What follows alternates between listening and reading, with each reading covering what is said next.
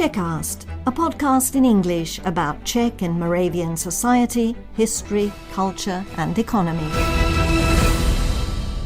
Hello and welcome to Czechast, the podcast in English about all things Czech. I'm Vít Pohanka. Even though conversations in the studio can be interesting, there's nothing quite like getting out into the field, at least as far as I'm concerned. Going somewhere real, meeting people in the very place where their story unfolds and letting that environment shape the conversation. And that's exactly what I did recently. On my way to Ostrava, I stopped in the city of Olomouc and ended up visiting a rather unusual cinema. It's called Waiting Room, Čekárna, and that's exactly what it is. A tiny cinema set up in what used to be Olomouc Město railway station waiting room. The man behind it is Pavel Bednařík, who not only runs the place, but also financed it himself. And as you'll hear, part of the charm is precisely its location, right next to the tracks, quite literally. And some people even are happy that they can come here by train. They jump on the train near their home, travel 1 or 2 stations, and then they just are here directly in the cinema. It's amazing. And just again for the listeners, this is like a suburban line. I mean, it's local, connecting the city of Olomouc, some 100,000 people, with the villages and smaller towns. Yes. Yeah? Now, Pavel is not just running a cinema. He's trying to make it something more, something that reflects the local community and gives people a reason to come back. That's why he's experimenting with ideas you probably wouldn't expect in a traditional cinema. Also, we started some programs which are quite special and unique. We have a knitting and film club, so there are ladies who watch films and just knit, which we started 2 weeks ago, and it seems that it could be quite popular, so they would come back regularly. And this is kind of little sub-community which appears as something which brings life and which helps us to run this and to show that people can use to it quickly if you are open to their wishes and their ideas. And since Pavel is also chief tutor of Wikimedia Czech Republic, I couldn't help asking about that role as well. So get ready for it. Settle down with a cup of coffee or tea if you are at home, or adjust your pace and keep listening if you are out and about.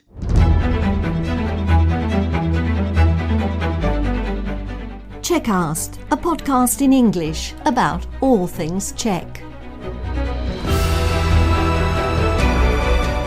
Whether you're an English-speaking expat living in Czechia and Slovakia, or a descendant of the Czechs, Moravians and Slovaks who left for a better life in America, Australia, Britain or Canada so long ago that you don't speak the language of the old country, this podcast in English is for you.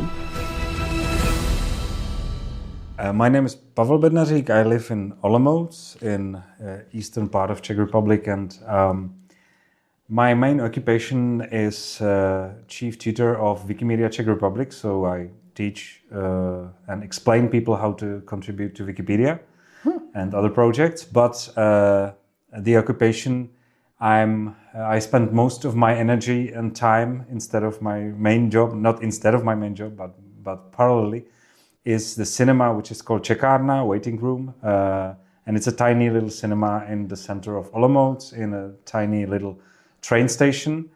And we run everyday program here, and we are trying to organize community events, etc. So this is one thing I'm occupied quite a lot in last weeks and months. But just for the listeners, we are actually sitting in Čekárna, or the waiting room. But it really kind of caught my attention. So how did you get to the job with Wikipedia? It was easy, job alert or job advertisement, which I applied and succeeded. So I didn't have experience before. I was just a plain user of Wikipedia. And I thought that at some point I should contribute. I should be one of the person who contributes as well. So I thought it's just a game changer, life changer. When I found the application, and also it was a part-time job, which was convenient as I do. I have a lot of other activities as well and a lot of other part-time jobs. So I applied and succeeded, and it's been more than 4 years now, and I think we have already trained one new generation in contributing to Wikipedia. So your employer is the Wikipedia, I don't know, foundation? I'm sorry about local branch, like Czech branch, Wikimedia Czech Republic. Czech branch. Mm-hmm. And you cooperate with Wikipedia worldwide, or how does it work? Yeah, we are affiliate of the main Wikimedia Foundation. Yeah, that's it. I'm proud to say that I actually contributed several times. Sometimes $10, sometimes $20, etc. Because I think Wikipedia deserves it. So you are training contributors, right? Yes. Huh. Yeah, volunteers who contribute, and quite often they don't have the experience and they don't know anything about the rules and about the regulations for Wikipedia.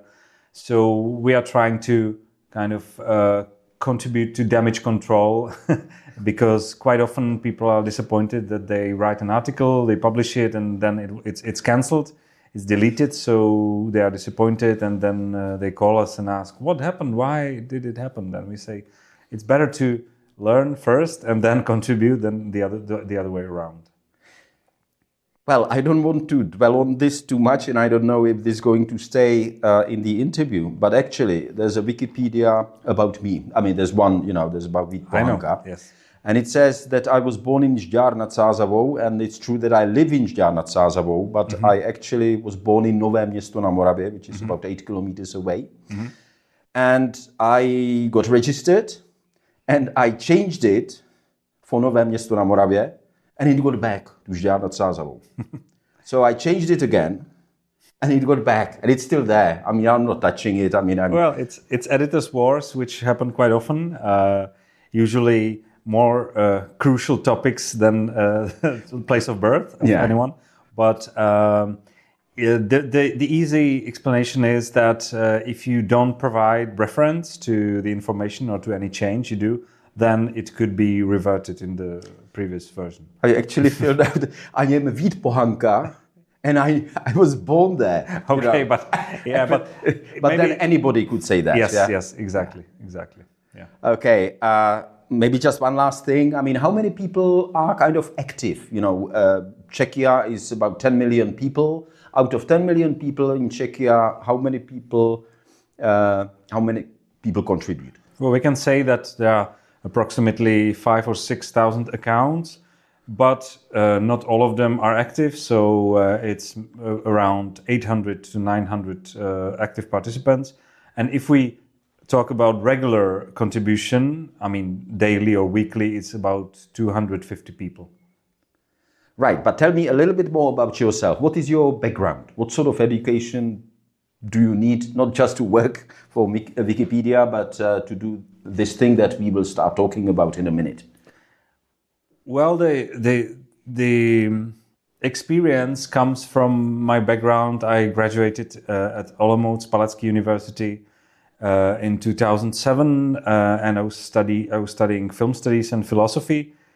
Film studies definitely influenced me in my future prospects and work, job applications and anything I did in my career. So I worked for the festival. I worked as a programmer, as a artistic director of one of Czech festivals.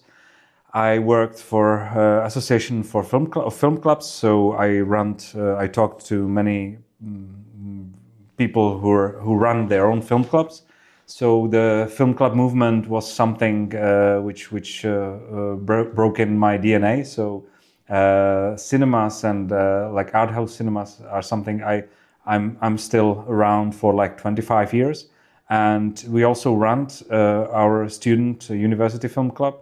So that's how I started with this whole cinema career. And for a long time, I was thinking that the best thing to do in my life is to run my own cinema. So at a certain point, it turned that there is an opportunity which I shouldn't miss. And it was the offer from the railway company who has empty buildings in Olomouc, and they offered me one for my office. and they were also asking if I want to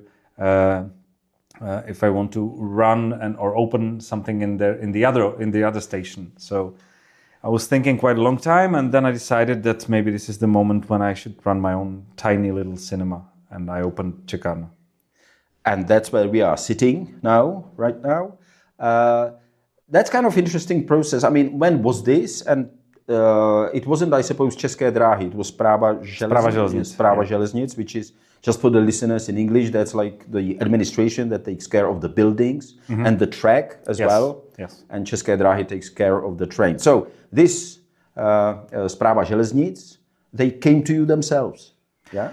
Well, actually, they offered it after I rented out the office room on the other station. They asked if I want to rent out another space which was bigger. It included kitchen, toilets, like it was a facility which was open to a new kind of venue for public. So I thought, like, yes, this is something which I don't have to upgrade too much to start the cinema. So we just painted the black box. We painted the screen in the middle and turned it into tiny little home cinema, I might say, because a lot of people are surprised how tiny it is, and it's a cinema for only 25 people. But it gives us the opportunity to show films which are not shown anywhere else, because the cinema runners... because they wouldn't be commercially, I suppose, viable. Yeah. Exactly. Yeah. So what sort of films are you showing here? Well, we are trying to offer new art house films which are quite popular, and obviously they make the box office in this tiny cinema, which means like last film from Jim Jarmusch, or the Oscar awarded Norwegian film Sentimental Value. But also we are trying to experiment a little bit more, so we're showing old Czech classics such as Erotikon, the promising film silent debut of Gustav Machati, who made his career later in Hollywood, in US. But also some other films which had been usually restored and recently offered to cinemas by National Film Archive. And we also offer space for like community meetings and screenings, such as documentary about history of Greenpeace being organized or co-organized with the local Greenpeace branch. And also we are trying to be part of the local festival map, so we are starting in a few days Jeden svět, One World film festival screenings. Again, just for the listeners, One World is a festival which is run in various cities or towns. I don't know if villages, but definitely a lot of small towns are all around Czechia. I'm just wondering, is it hundreds that... I think already hundreds, yeah. Yeah, hundreds of towns where people can visit this festival. How does it work with distribution? I mean, you mentioned Erotikon, this really kind of, I would say, legendary, or as we say in Czech sometimes, kultovní film. Even though, I mean, it's a very high quality, it's a legend, I mean, in the official histories. Where do you get it? Well, the official film distribution offers 90% of films we are showing. So we just apply and select the films from the offer of Czech distributors.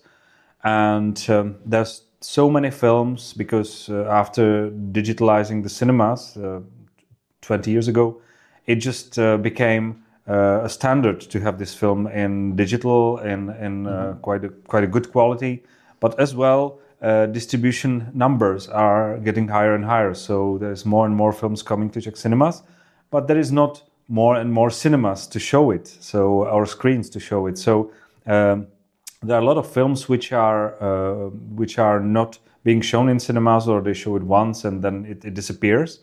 But the audience want to see the film in 3 months or in 6 months or in 1 year again, because they decide they want to see it and they don't want to watch it, or they don't have the opportunity to watch it on Netflix or TV Max. So this is something which we are trying to get the niche and show films which are not being shown anywhere else. You actually mentioned the film clubs. Yeah, I personally, even when I was at high school or secondary school in the 1980s, I was a member of film club in my small hometown. Later, actually, as a student, I was a member of film club here in Olomouc in the late 1980s. I know that there is a film club in Žďár. Yeah? I mean, do you still need film clubs when you have got institutions such as these?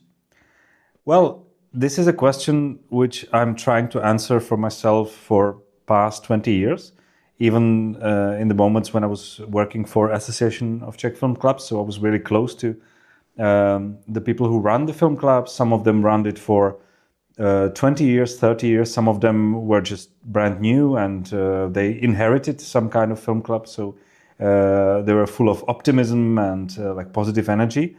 But the question is still hanging in the air if we need film clubs in the role how they function now.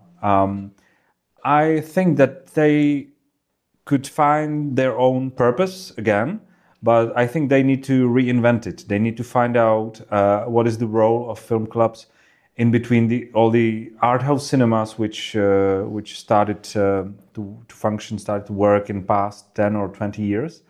And I think also it's about finding the role in the whole audiovisual sector, because I think we can agree that cinemas won't disappear in 5 or 10 years, because it's still the public experience, the public feeling, going to the cinema, going to some public venue with someone, having a drink, and then talk about what we've seen. But the film clubs don't play this role anymore, because there are films being shown on Netflix, being shown on any other VOD platforms, and people can watch the films. It's not exclusive role of film clubs, showing something which you can't see anywhere else. And this is something which definitely should be redefined again, what the position and what the role is, because even the film classics are being shown by other distributors, like commercial distributors buy some special selection of classic films because it's been just recently restored or remastered, and it's been shown again in cinemas. So they just buy it as a package and just send it to cinemas. And the role of Association of Film Clubs is not that crucial as it was before, with Project Store showing the old Czech and international global classics and so on. So I think the position is crucial, but I think it should go back to the roots. So it should go to places where, like this cinema, where the person who's running the cinema is close to the audience, is close to the community, and it can just reflect the needs of the community. It's not like a new art house European cinema this community needs. They are trying to search films according to topics, according to what's interested for them, not even looking for films because of their quality, because sometimes you just have a film which is not artistically valuable, but it brings some kind of point view or attitude which you can't see anywhere else. So last night we had a screening of a film from Přerov, from a nearby town, how local gypsy ghetto was demolished and people were just struggling to survive. And this film didn't won many awards, didn't succeed globally or even locally. It was distributed by the director himself, like a local limited distribution. But still, we had a full house because people wanted to see it. And this is the way how things should work in the community cinemas and film clubs, like bringing to the audience something special, something with added value. Which probably is very close to them as well. I mean, close to their personal experience from that area. I did ask you, I think I'm not quite sure. When did you start? I mean, how long have you been having this? We have started in December 2025, so it's 3 months since our cinema opening. Yeah. If it's not an insensitive question, where do you get the money to do this? Because, I mean, even if, this was a suitable kind of space to do this, you need some financing. Is it the city, grants? I don't know. Yeah, we are definitely trying to get some funding to have a smooth financial conditions, not only for paying the staff and paying for the copyrights for the films and for the technical equipment, but we also want to do some kind of development in terms of the luxury or comfort of the audience, and also people who want to rent out or use the space, the community space, which is nearby the cinema. It's another room being rented out for some meetings and lectures and so on. So we definitely need to get funding, like proper funding for this kind of investments and development. But at the moment, it's my own private investment, and we are just applying for some funds, and we did get some funding from the municipality of Olomouc, and we were successful. So at the moment, we don't have to struggle and count like every penny or every crown to run the cinema. And we could be brave, a bit more brave in the programming, so we don't have to be worried about films which are not attended. And if we have 2 or 3 visitors, then we can offer a bold programming in the cinema, which is great.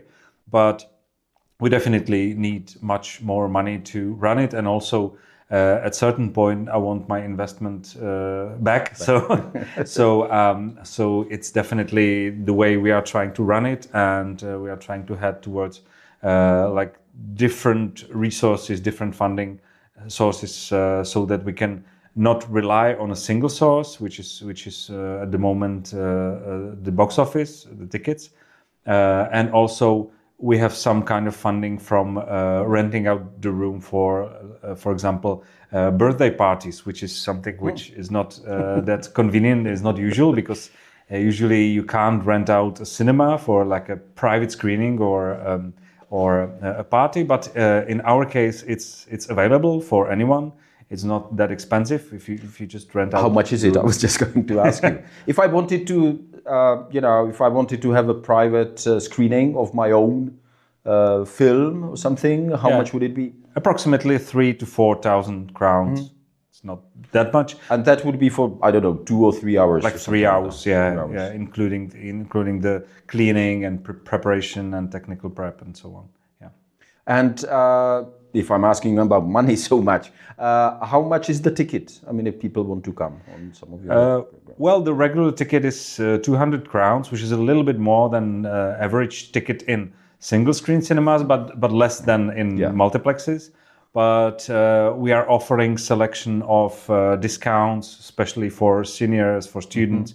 And also we have a club card. So if someone buys a club card, then he can buy tickets for 50% of the price. So anyone who's who's coming regularly, he can have it for 50% of the regular price. We're actually recording this for Czechast, which is a podcast in English about all things Czech. And that's why I want to ask you this. And this is based on my personal experience. I was growing up in the 1970s. I was in a kindergarten. And every week, one day, we would go to a small cinema, to Sokolovda, in our hometown. And they would show us some films. And it just, left such a deep impression on me. That's where my love for films kind of developed. And I wonder, do you think this is uniquely Czech and Moravian or Silesian? Or do you think, I don't know if you are following, what happens in Germany, Austria, etc. In the countries where I was, where I stayed for some time, France, Belgium, Britain, America, I didn't see that. And I wonder whether it's unique or not. Well, I think there are many community activities all around the world in countries you have mentioned. But if we talk about post-socialist countries, then it was much easier to start some kind of tradition in a socialist country, as it was state organized and state run. So if the cinemas being state owned got the note or get the information that they should screen films for schools, then they did it, and every school had to attend. So the probability that someone would kind of get hooked, as I did, was probably higher than it's higher. Countries. But I think it's a question of the approach to education and culture. And my opinion is that this kind of connection should stay the same even in the democratic society, that people should have, or children should have the chance to see films in the natural environment, which means in cinema. and have this kind of experience since the very early age. So since the maternity school or elementary school. But it's not happening. I hope there could be some change with the new school frameworks, which we also developed and we contributed with our expertise in transformation of this curriculum.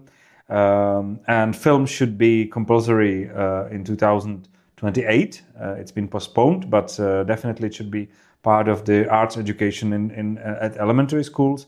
And this is the opportunity where the teachers and schoolmasters could realize that they can fulfill these competencies, like the cultural competence and communication skills and whatever they want to learn, the kids, that they can fulfill it and they can achieve it by bringing children to cinemas, theaters, music halls, and so on.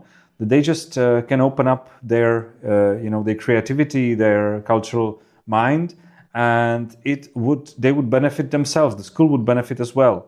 So this is something which I hope will happen during the transformation and during this new curriculum coming to life in 2 years. And it's happening even now, but there are so few schools doing this. It all depends on the will and open-mindedness of the headmasters and teachers. And unfortunately, it's not common yet. But I believe that it's going to happen even as a part of generation exchange. Have you finished your tea? Yes. Can we walk around the building and then come back here? Of course. Okay.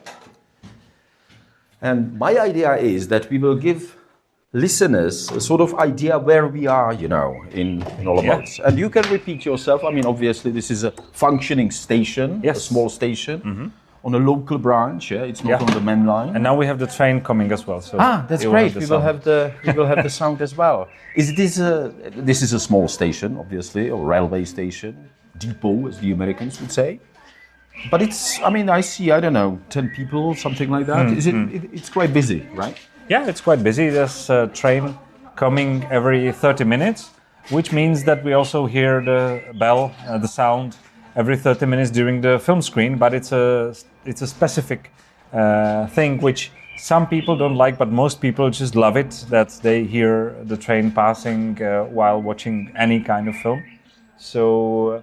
yeah, and I think that's even the reason why people come here, because it has something special, some extra value, which they don't have it anywhere else.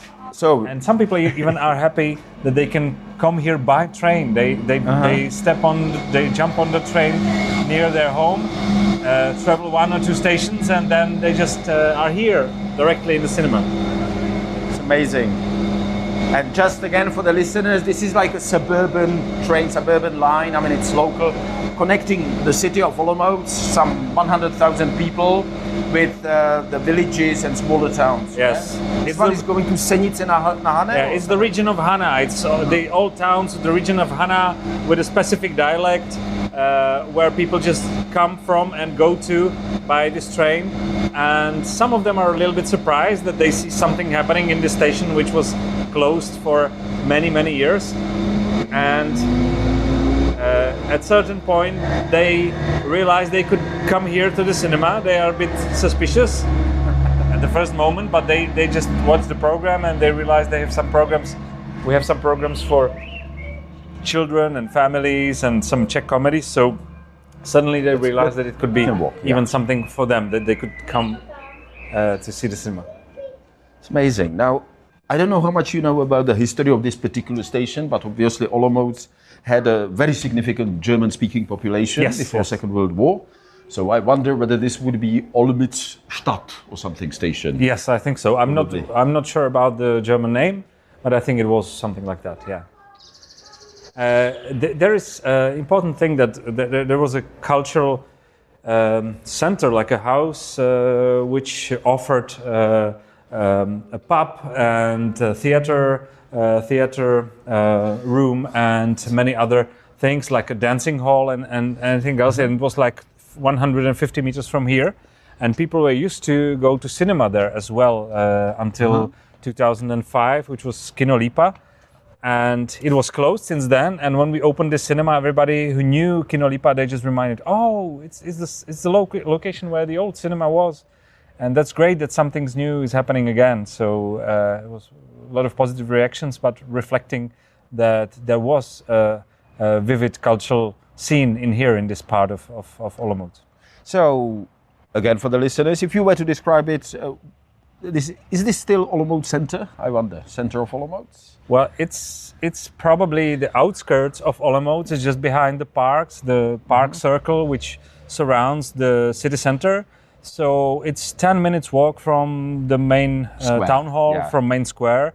But at the same time, it's 10 minutes to walk from local districts, which are nearby to the other side. So I think it's good that it's on the border of the city center and the local districts, and it creates some kind of cultural center, which is not directly in the city center, but it's a little bit remote and a little bit hidden. And it's also something which local councillors are thinking, and we're trying to figure out how to bring culture to the local districts, not only to the city centers or to the main squares. So they definitely appreciated that we are opening up a new cultural venue, because it's not happening that often that you have this chance to open up a new cultural venue, as it depends on like a private enterprise. So someone has to risk to open up something, and then after that the municipality maybe contributes and helps and finances something. But you have to privately decide that you want to run something, that you are missing out some kind of cultural location or community spot to open it up. About something different, who are the people who come here? I mean, is it a kind of more or less a certain group of people who keep coming, or are they younger people? I may say after these 3 or 4 months that we already have regulars coming, visiting this place, and who found out that if they have like cinema 5 or 10 minutes from their home, it's really something they can get used to.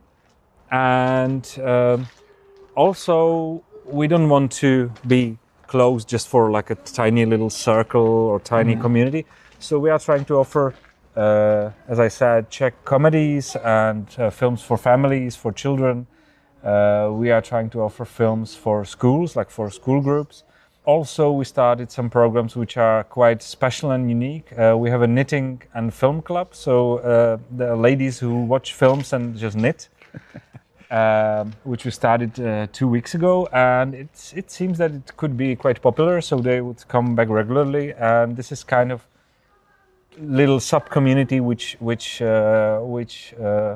appears as something which brings life and which helps us to run this and to show that people can used to it quickly if you are open to their wishes and their ideas, because they came up with this wild idea, and I said, why not? Because we are so a small cinema that we can just do this kind of thing, and we can do some extra lighting so that you can see what you are doing during the knitting. You can knit and see that, and at the same time watch the film, the movie. So we are flexible, and I think it helps, and people got used to it quickly, and they just like it.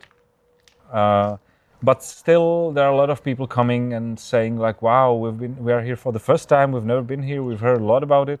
So there are still a lot of people just discovering it again and again for the first time. I see a little child over there. Have you got Sunday matinees, or have you been thinking about them? Yes, we are running that.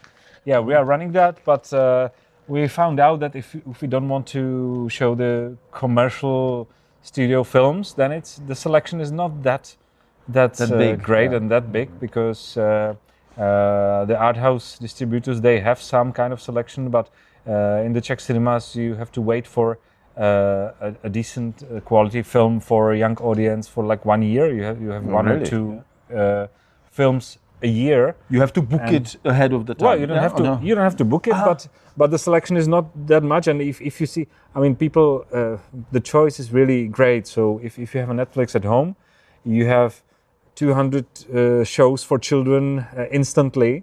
And if you want to show them something else, then you can just show 10 or 20 films, Czech films or like European films which are interested, like animated films, feature films. But it's not enough. I mean, you can't show them every week again and again. You just have to make some changes, and it's not easy. It's a bit chilly. Let's go inside, you can go because inside. you are wearing just a t-shirt. Okay, so just to sum it up, this is your private investment, mostly, right? Yes. Am I saying that right? Indeed. How many co-workers or how many people are there in your team? Well, Put it at that the way. moment we have approximately 8 to 10 people helping out with the programming and doing the regular operations and stuff. And mostly these are students from local universities or high schools. Are they volunteers or? No, they're being paid. I mean, we have some people volunteering for us as well, as we can't afford to pay too many people in the team. So if we need to distribute posters with the program and so on, we use volunteers, which have a free entrance after, and they're happy about it. But on the other hand, if you want to rely on the people and if you have a programming almost every day in the week, you definitely have to have people who are paid for being here and being trained and being understanding how the cinema works and knowing the technology and so on. So we definitely have to pay our team, core team. How do you see the future? Obviously, I mean, you see it brightly because otherwise you wouldn't be doing that. But what's your estimate? Are you going to be here, do you think? Do you hope in 5-10 years' time? I hope so. But on the other hand, I mean, the bright prospects, the bright future is not the same. It has not the same brightness as 6 months ago, when I was a bit naive and a bit optimistic about how things are going to work. But on the other hand, it's a good experience, and I definitely know that I need to find some more cinema venues, invent them or use or adapt them, because we are only e-cinema, which is like a lower technical quality cinema, which means that we can't get every distribution films we would like to show. And therefore, we need a bigger room, bigger venue where we can have this DCP cinema. This is a digital cinema package. It's a technology which is run worldwide. And as for the film studios, it's secure in terms of screening the films. And in this manner, it just could offer our 100% of films which we would like to show. At the moment, we are showing like 70 to 80% of films which we would like to show. The other films are not, the 20% is not available for us, unfortunately. Because you need a higher kind of technical level to show it. Yeah. Exactly. Because the producers, the distributors, they want a guarantee of certain quality. Exactly. Right. So we are just thinking and discussing with Správa železnic if there is a chance to have the other rooms in this building, which I hope it will happen, because they still have some rooms empty in here. So we have some storage room being rented at the April of this year. And later, I hope they will offer us another room, which was the former Čekárna, former waiting room, the original one, which is a bit bigger. And I think it could offer us a selection of program which we can bring to the audience, because people would like to see more films, and they're used to multiplex selection and supermarket selection at the moment. So it's definitely a trend which you can see in every bigger cinema in Czech Republic, that they want to have 2 or 3 screening rooms, so you can see more films and you can show more films. And I hope we will do the same thing in here. And if it wouldn't be possible in here, in this building, then we will probably try some train station cinema concept being run anywhere else, because there's a lot of empty buildings recently being on the train stations. Yeah, the railway stations. Yeah. Again, this is Czechast, about Czechia, Moravia, and I'm trying to say Silesia as well, quite often. How unique are you? Do you know about other projects like that? Did you get your inspiration somewhere, or are you alone? The inspiration might come in the future, because I was curious about the other similar projects. I know only one cultural venue in Plzeň, which is directly the train station Jižní Předměstí, and it's called what's it called? It's called Station. Anyway, this is something which works quite well, but they are not cinema. They are just like a multi-purpose cultural venue. So they're not running films especially, but they have some festivals going on there. Also, there is other station in Slovakia, which is called Stanica in Žilina, which also is a cultural venue. It's not a single screen cinema, but they have an art house program. And also I was mentioned that there is some kind of cinema in the train station in Opava. But I'm not familiar about this concept, so I need to check this out. And I think that's it. There's not more similar community-run cinemas on the train stations, so we are quite unique.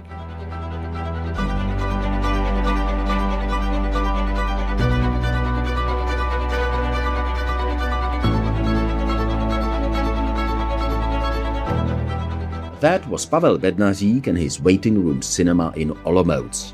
If you found this or any other episode of Czechast interesting, please consider following or liking this podcast wherever you listen. Or even better, share it with a friend. It really helps me bring you more stories like this. And as always, you can find more stories about Czechia at radio.cz. I'm Vít Pohanka. Thank you for listening. Stay safe, stay healthy, stay curious. And as we say in Czech, naslyšenou.